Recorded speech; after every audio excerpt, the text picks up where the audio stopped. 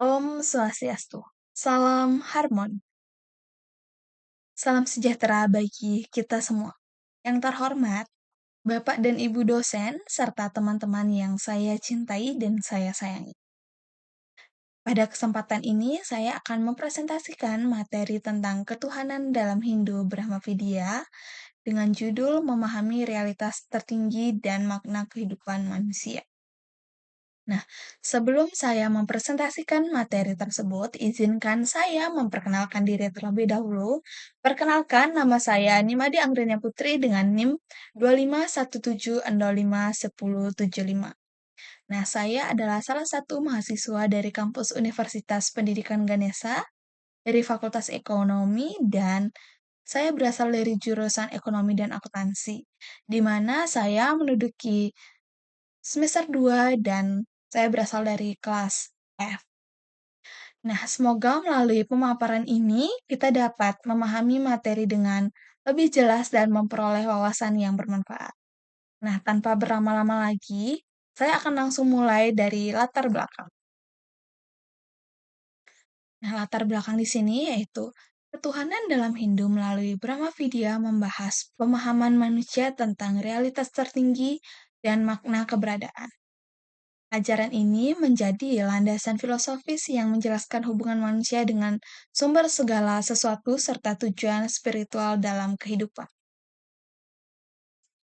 Nah, Brahma Vidya sendiri adalah pengetahuan tentang Brahman sebagai realitas tertinggi yang menjadi dasar seluruh keberadaan.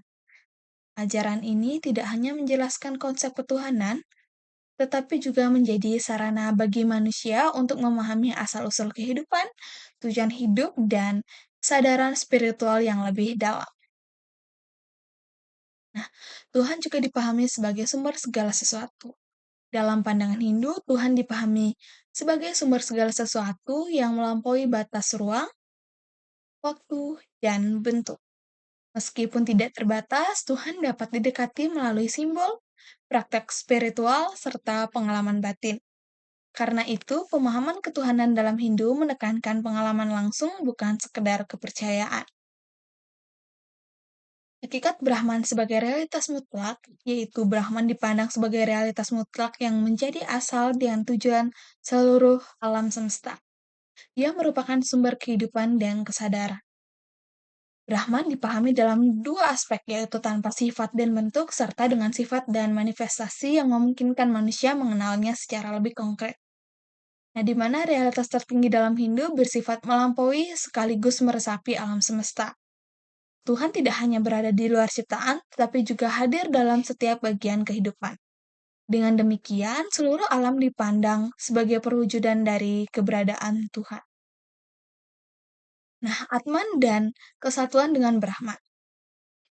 Ajaran penting dalam Brahman Vidya adalah kesatuan antara Atman dan Brahman. Atman merupakan diri sejati manusia yang pada hakikatnya tidak terpisah dari realitas tertinggi. Ketidaktahuan membuat manusia merasa terpisah, tetapi melalui kesadaran spiritual, manusia dapat memahami kesatuan tersebut dan mencapai kebebasan batin. Manifestasi ketuhanan dalam kehidupan, yaitu karena Tuhan melampaui segala bentuk, manusia menggunakan berbagai manifestasi dan simbol spiritual sebagai sarana pendekatannya. Keragaman bentuk ibadah dipahami sebagai cara yang berbeda untuk mendekati realitas yang sama, sehingga mencerminkan sikap spiritual yang terbuka dan inklusif. Jalan spiritual menuju pengetahuan ketuhanan yaitu untuk mencapai pemahaman spiritual. Hindu mengajarkan beberapa jalan menuju kesadaran, seperti pengetahuan, pengabdian, tindakan tanpa pamrih, dan meditasi. Setiap jalan memberi pendekatan berbeda, namun semuanya bertujuan membawa manusia pada pengalaman langsung tentang realitas tertinggi. Nah, relevansi Brahman Vidya dalam kehidupan modern,